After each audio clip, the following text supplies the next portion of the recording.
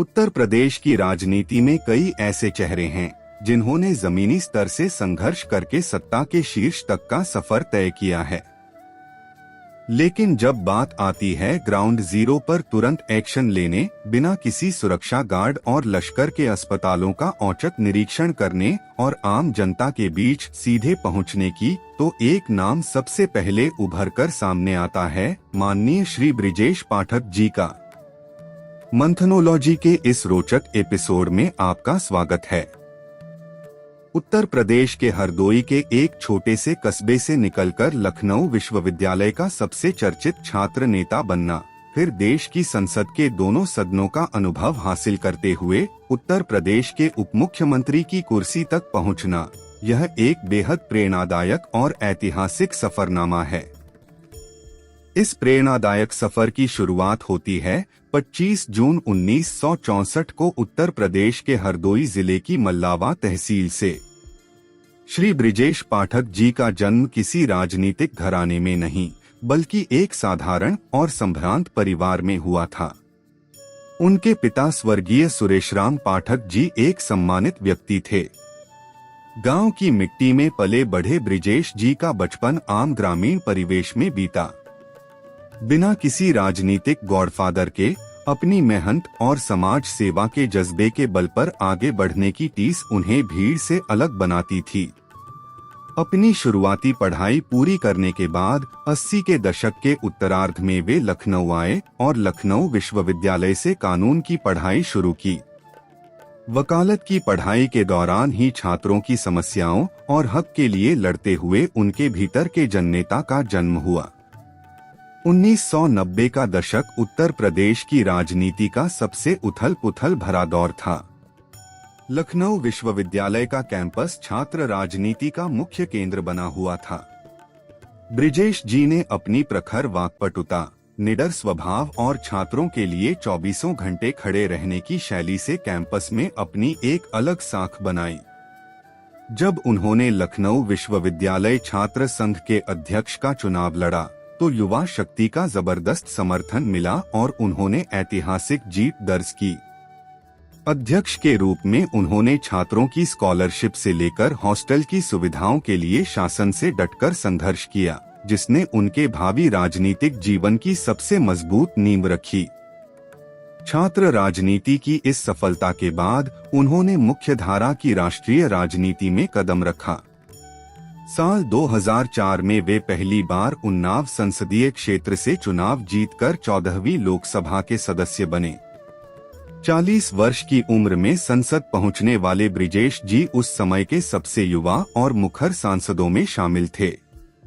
संसद में जनता के मुद्दों को पूरी प्रखरता से उठाने और उनकी विधायी समझ को देखते हुए उन्हें 2004 के लोकसभा कार्यकाल के बाद उन्हें नवंबर 2009 में उत्तर प्रदेश से राज्यसभा का सदस्य चुना गया।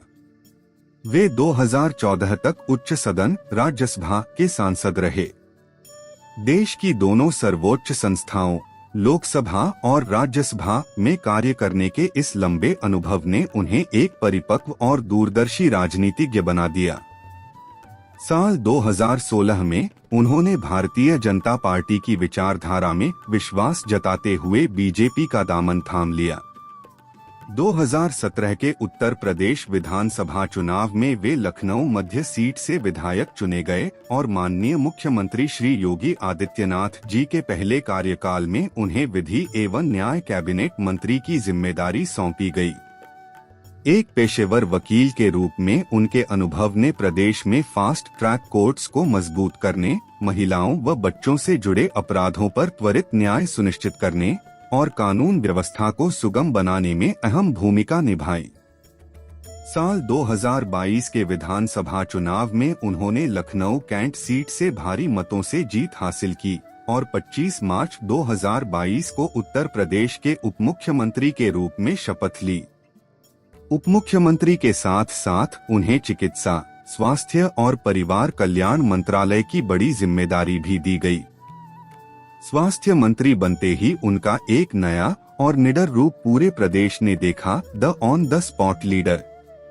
बिना किसी पूर्व सूचना के आम नागरिक की तरह मास्क लगाकर जिला अस्पतालों में पहुंच जाना, दलालों पर नकेल कसना और काम में लापरवाही बरतने वाले अधिकारियों को तुरंत सस्पेंड करना उनकी पहचान बन गया। इतना ही नहीं, सत्ता के शीर्ष पर रहकर भी उन्होंने अपने आवास पर रोजाना जनता दरबार लगाने की परंपरा जारी रखी, जहां प्रदेश भर से आए लोगों की समस्याओं का वे मौके पर ही समाधान करते हैं। चाहे कोविड काल में राहत कार्य पहुंचाना हो या पौधारोपण व युवाओं के खेलकूद जैसे सामाजिक आयोजन, वे हर जगह धरातल पर डटे नजर आते हैं। हरदोई के मल्लावां से शुरू हुआ यह सफर लखनऊ विश्वविद्यालय का छात्र आंदोलन, 2004 में युवा सांसद बनने का रिकॉर्ड, संसद का गहरा अनुभव और आज उत्तर प्रदेश के उप मुख्यमंत्री की जिम्मेदारी माननीय श्री ब्रिजेश पाठक जी की यह जीवन यात्रा साबित करती है कि राजनीति सिर्फ भाषणों का नाम नहीं है, बल्कि राजनीति नाम है अंतिम व्यक्ति तक पहुँचने का, उनकी तकलीफों को महसूस करने का और धरातल पर उतरकर ऑन द स्पॉट उनका समाधान करने का। आपको ब्रिजेश पाठक जी के जीवन का कौन सा किस्सा सबसे ज्यादा प्रेरणादायक लगा? हमें कमेंट सेक्शन में जरूर बताइए। मंथनोलॉजी के इस स्टोरी टेलिंग पॉडकास्ट वीडियो को लाइक करें, अपने दोस्तों के साथ शेयर करें और ऐसे ही ऐतिहासिक सफरनामों को सुनने के लिए हमारे चैनल को सब्सक्राइब करना न भूलें।